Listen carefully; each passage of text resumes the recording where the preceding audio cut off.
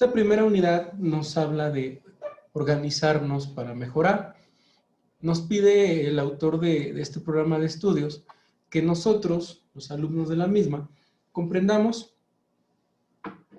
los movimientos sociales, cómo ellos se han encargado de realizar el tránsito o el camino sobre el marco de la democracia autoritaria a la construcción de una democracia participativa. Esto es lo que referencia el programa de estudios que les voy a enseñar.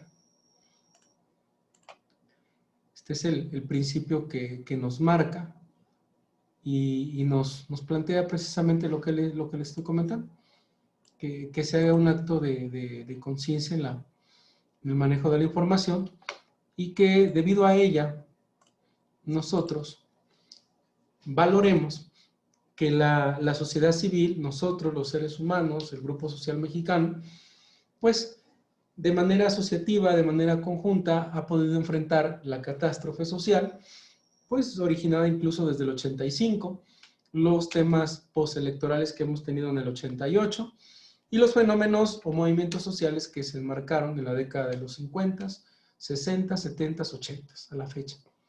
Y pues esto da como consecuencia que surja el contexto de lo que es la oposición política, la creación del INE, más bien un primer IFE y posteriormente la evolución hacia un INE, como contexto importante. Entonces, ya vimos en clases pasadas la palabra movimiento social.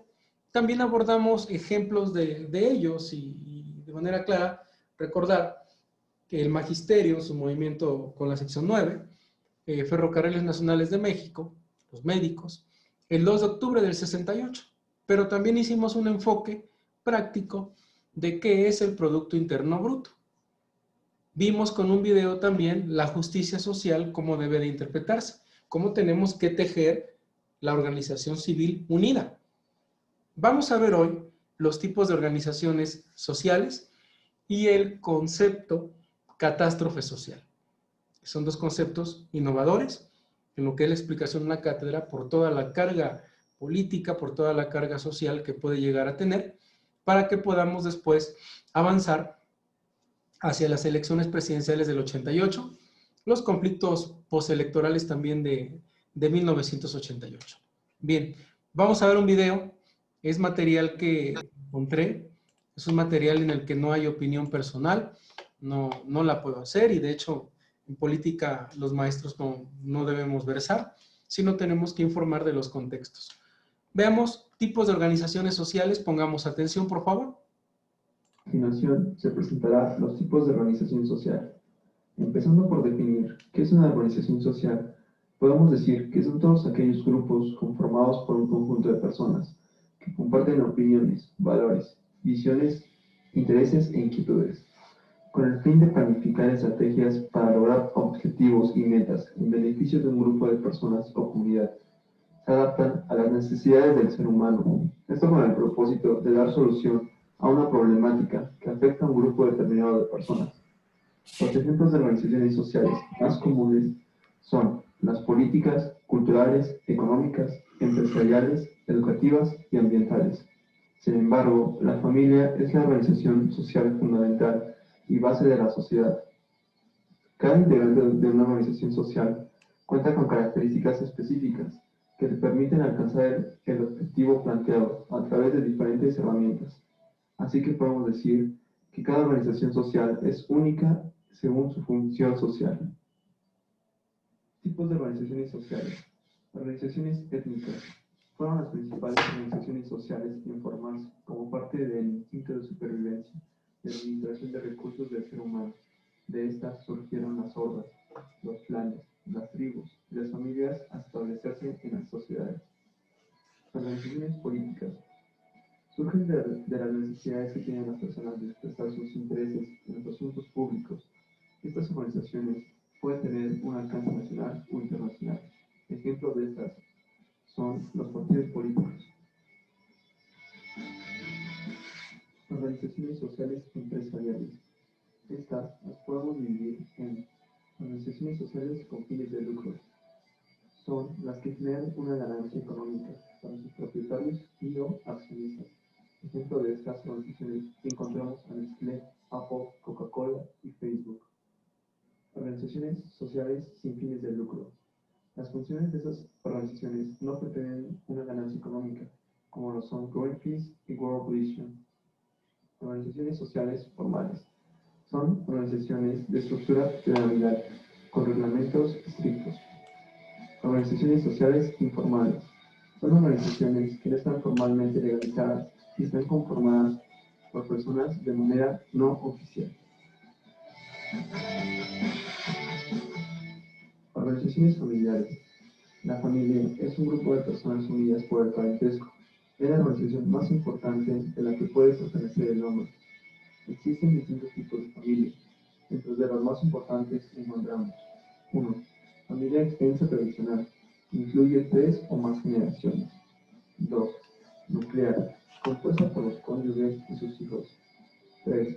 Monoparental, compuesta por un padre o una madre que son cabeza de familia y sus hijos. 4. Recompuesta, personas que se unen por segunda o tercera generación. 5. Multigrupal, se integra con alrededor de 2 o más familias nucleares de una o varias generaciones. Eso sería todo por el video de hoy. Si se dan cuenta, entonces el ente humano tiene la intención de buscar asociarse. El ser humano, en todo contexto, en todo sentido, siempre va a unirse, va a trabajar, sea en aspectos familiares, en tu colonia, en la escuela, en un grupo político, en un grupo laboral, en un grupo sindical, en cualquier sentido, de acuerdo a estas diapositivas. Ello trae como consecuencia que nosotros podamos, como seres humanos, poder enfrentar los actos y los hechos jurídicos. De esta manera, para poderlo hacer nosotros tenemos que precisar muy bien qué es un riesgo de desastre. El programa lo marca. De manera natural o un hecho natural, vamos a ver a través de este video el concepto clave de gestión de riesgos de desastres para que vayamos concatenando qué es lo que estamos planteando en el tema y cuál es la intención del programa de estudios. Bien, lo presento, por favor.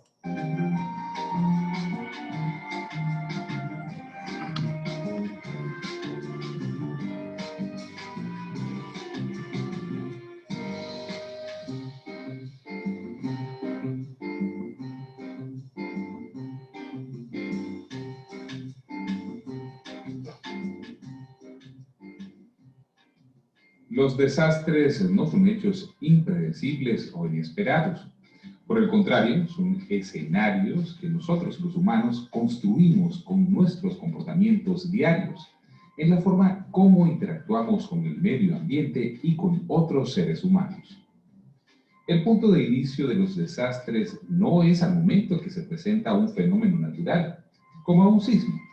El desastre en realidad inicia mucho antes.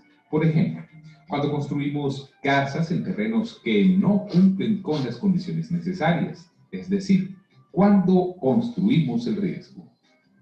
La amenaza consiste en la posibilidad de que en un tiempo determinado en el terreno donde decidamos habitar se presente un fenómeno natural con una intensidad tal que pueda impactar de forma negativa en la población y sus servicios. Por ejemplo, un terreno que se inunda o una ladera que se pueda deslizar. El primer punto en la construcción del riesgo es exponer nuestras viviendas e infraestructuras a una amenaza. Por ejemplo, construir en terrenos inundables. Una forma correcta sería construir en terrenos más altos, donde no se inunde.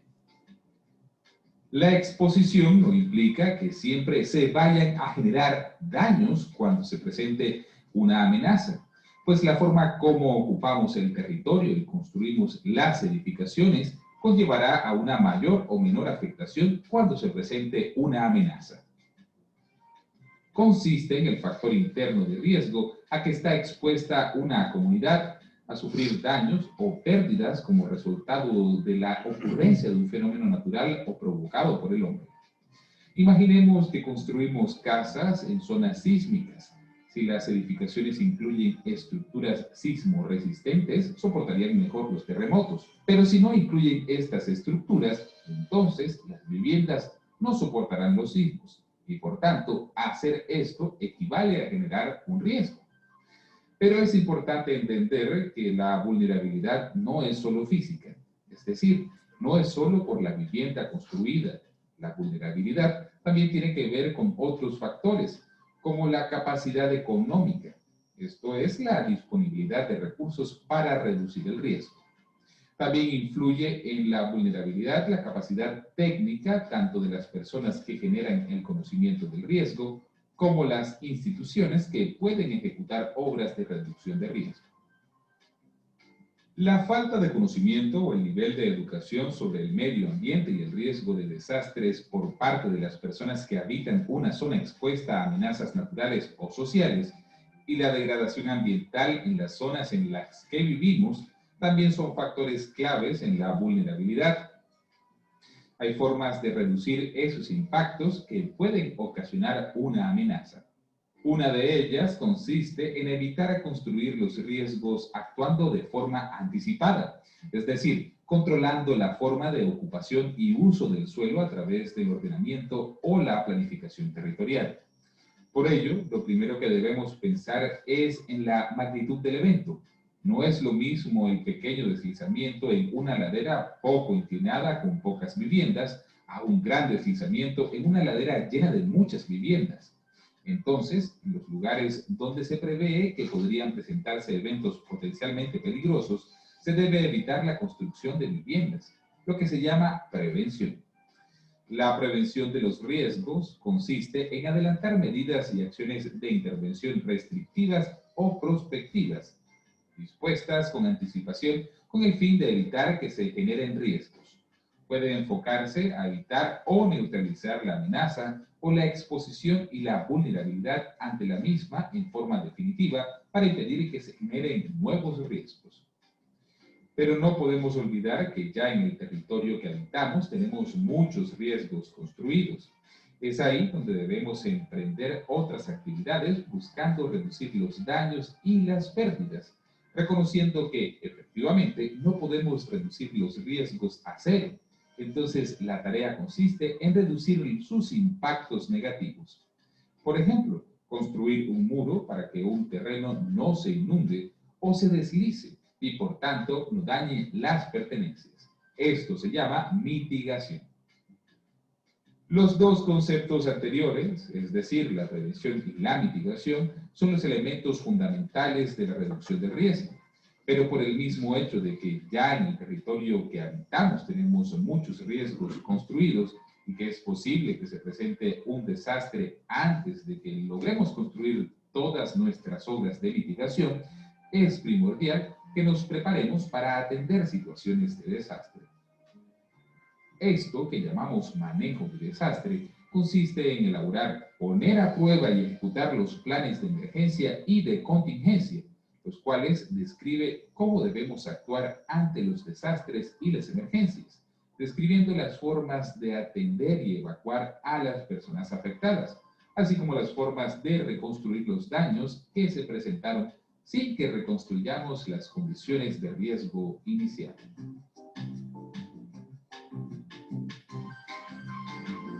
Bien, aquí regresamos a la diapositiva en la que estoy explicando los temas que vamos a cubrir. Tenemos que manejar la comprensión de movimientos sociales en México que propiciaron el tránsito a una democracia autoritaria, de la democracia autoritaria a la construcción de una democracia participativa. Así también valorará la organización de la sociedad civil para enfrentar la catástrofe social que originó el sismo de 1985. Esos son los aspectos que tenemos que tomar en cuenta. Y partiendo de esta situación, tendríamos entonces ya cubierta esta primera parte de lo que tenemos que trabajar. Ahora, por lo que hace a la reubicación de cómo la sociedad civil pasó de la democracia autoritaria a la democracia participativa, la reflexión que voy a formular es una reflexión de 1929 que surge en ese año el Partido Nacional Revolucionario, que cambia ya por la década de los 30, 40 cambia de nombre y se conoce ese partido como Partido Revolucionario Institucional. Ese partido tuvo un área de trabajo, un área de duración de aproximadamente de 1930 al año de... señora, estoy ocupadito, por favor, yo le llamo. Un área de atención de 1930 a lo que es la presente fecha. En todo ese tiempo, toda esta situación social trajo que este partido impusiera o colocara presidentes de la República de la década de 1929 hasta el 2000, cuando Vicente Fox Quesada hace el cambio a través del PAN, después sigue Calderón del PAN y actualmente AMLO a través de otro partido. Vamos a ver un video con el que vamos a partir la explicación de la democracia autoritaria hacia lo que es una democracia participativa. Pongan atención, es un video que está en la website, no es un video mío, es un video educativo, son 11 minutos. Veamos qué ocurría en México en 1988 cuando se habló de un fraude electoral. El Partido Revolucionario Institucional quiere elecciones limpias, transparentes y apegadas a la ley. La candidatura, aquella que se va a convertir en la candidatura única, va a ser la del ingeniero Cuauhtémoc Cárdenas.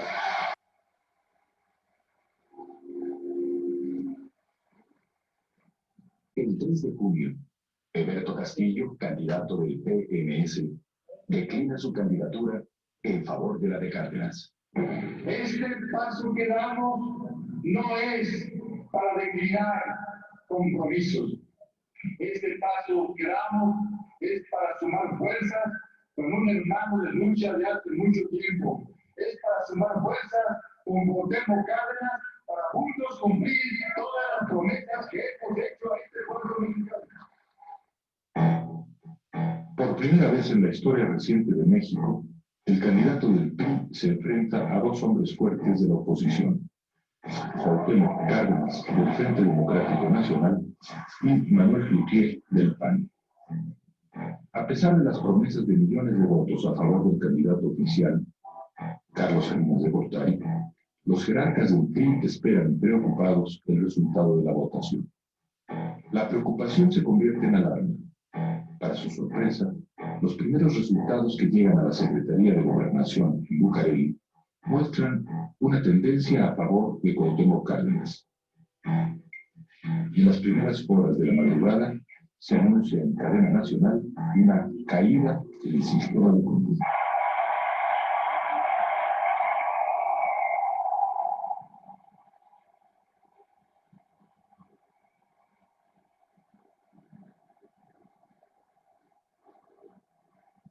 La historia demuestra que los errores políticos siempre se pagan.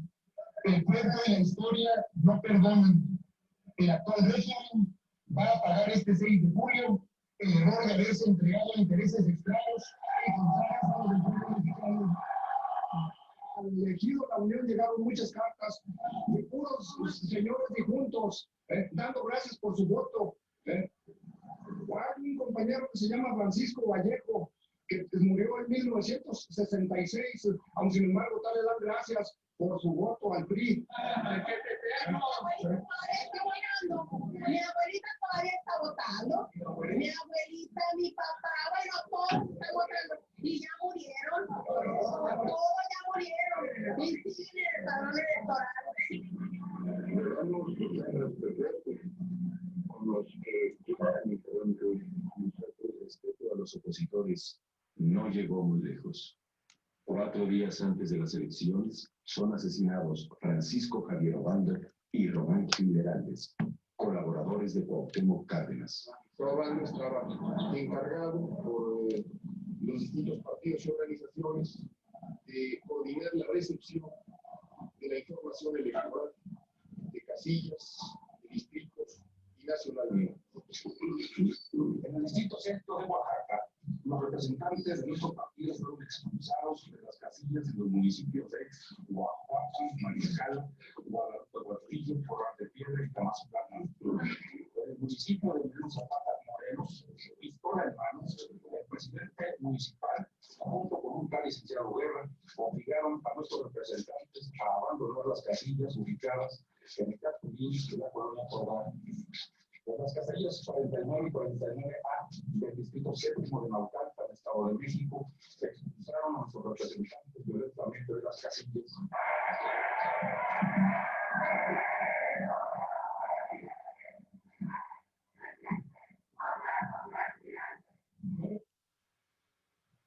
El 21 de agosto son asesinados 4 jóvenes activistas simpatizantes de Cárdenas.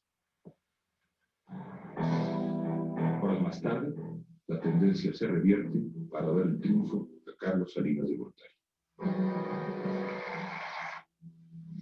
Gobernaré respetando esa pluralidad y esa complejidad.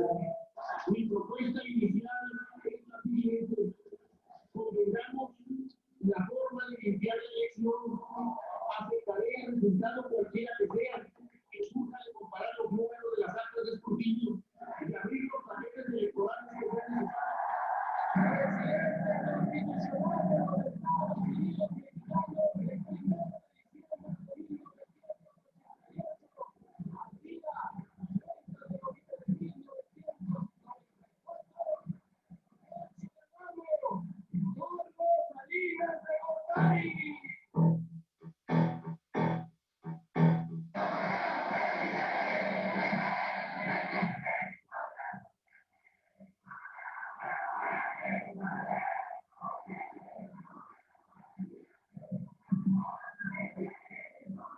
Carlos Salinas de Gortari toma posesión como presidente de la República. Al día siguiente sostiene una reunión con la cúpula del PAN para buscar consolidar su legitimidad. Salinas de Gortari sabe que debe actuar rápidamente, no para lograr legitimidad, cosa difícil que solo nuevas elecciones deben haberle dado, sino credibilidad. Dar la sensación de que a Los Pinos ha llegado un líder firme y decidido. La mañana del 10 de enero cambia la guardia en el sindicato petrolero. Un grupo militar apresa en Ciudad Madero, Tamaulipas, al líder sindical Joaquín Hernández Galicia, La Quina. La Quina controlaba al sindicato petrolero, uno de los más fuertes del país. De años se había comportado como un cacique sin que ningún director de Pemex se atreviese a combatirlo. La Quina entra a la cárcel acusado de otros delitos, de homicidio simple y acopio de armas. Pero no fue por sus propias faltas que Salinas actuaba contra él. Se decía que La Quina había apoyado la campaña de Cárdenas y había financiado un panfleto que sacaba a la luz pública el homicidio accidental de una sirvienta, supuestamente con Salinas de Gortari a los 3 años de edad.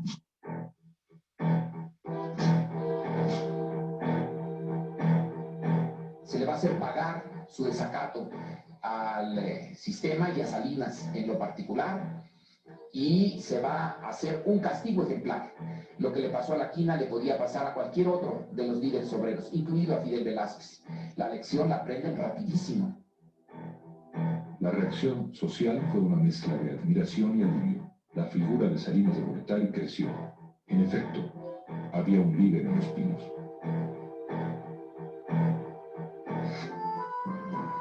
Con el apoyo incondicional del octogenario líder y presidente vitalicio de los obreros Fidel Velázquez, se firman los pactos entre la CTM, el gobierno y los empresarios.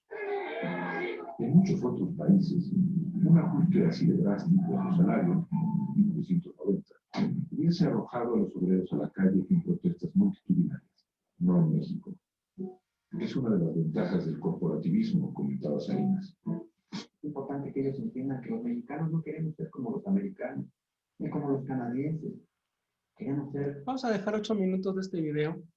Explica toda la tónica de la década de los 80s en un análisis real crudo. Entre 1929 hasta 1988, el partido en el poder llamado Revolucionario Institucional fue un ente que cada sexenio colocaba de su seno, de su grupo, el próximo candidato a la presidencia de la República, y lo que generaba era que en automático ese candidato ganaba por mayoría las elecciones que se presentaban. era propiamente el partido en el poder. Este periodo, el de Carlos Salinas de Gortari, fue muy accidentado. Precisamente se habló en aquella época de la caída del sistema, del el mal conteo que se hizo de votos y sobre todo del famoso fraude que se refirió en aquella época con relación al proceso electoral. Lo que sigue es hacia el periodo del 88 al 94, precisamente en la época de Luis Donaldo Colosio Murrieta, en el sexenio de Carlos Salinas, se nombra como candidato a Colosio Murrieta. Lo que ocurre es que en el siguiente periodo, él era un candidato adecuado y se comete un magnicidio, es decir, la muerte de un candidato, y de esta manera cambia la situación, llega Ernesto Zedillo al poder a través de las elecciones, las últimas en las que el revolucionario institucional pudo haber llegado de manera regular al poder. Hacia el año 2000, lo que ocurre es que le corresponde a Vicente Fox Quesada remontar, ganar esas elecciones, y al ganarlas él, quien le sucede es Calderón, y después de Calderón vino el fenómeno que hemos afrontado hoy día con Morena y los actuales gobernantes allá en Los Pinos. Este es el contexto que tenemos. Regresamos a la diapositiva. Y en la diapositiva, importante que expliquemos, que tengamos todos precisado, que la democracia autoritaria lleva el contexto de colocar, de permanecer en el poder, pero la democracia participativa permite que todos los partidos políticos puedan aspirar a ascender al poder público. Se ha visto que después del PRI vino el PAN, hoy día viene Morena. Tendremos que ver si cuando termine Morena hay otro partido que entre o se mantenga Morena en la ocupación de la máxima casa, que es el Poder Ejecutivo Federal. Hasta aquí dejo la clase. Abordaríamos en la siguiente los conflictos postelectorales del 88. Vamos a llegar rapidísimo de esos conflictos, que parte del video ya lo cubrió, para que también dejemos con un breve video lo que ocurrió en 1994 con la muerte de Colosio, cuando ocupa ya el trabajo político Ernesto Zedillo, y después de ello a ver si nos vamos tantitito a un fragmento de lo que fue el trabajo de Vicente Fox Quesada, para regresarnos al IFE, que en la década de los 90 surge como tal un órgano electoral adecuado, que surge, tiene un conocimiento de inicial, pero después muta hacia lo que hoy día conocemos como INE. Lo importante del tema es que sí se preserve la protección al voto, el derecho que tenemos al voto mujeres y varones, y desde luego que el padrón electoral no esté en manos de todo el mundo, sino en manos de ciudadanos y no en manos de instituciones que precisamente se eviten problemas de sentido político porque alguien refiera que gana y otro haya sido el que haya ganado. Bien, concluyo la clase con esto. Muy buena tarde a todos. Dios los bendiga. Nos vemos hasta la siguiente.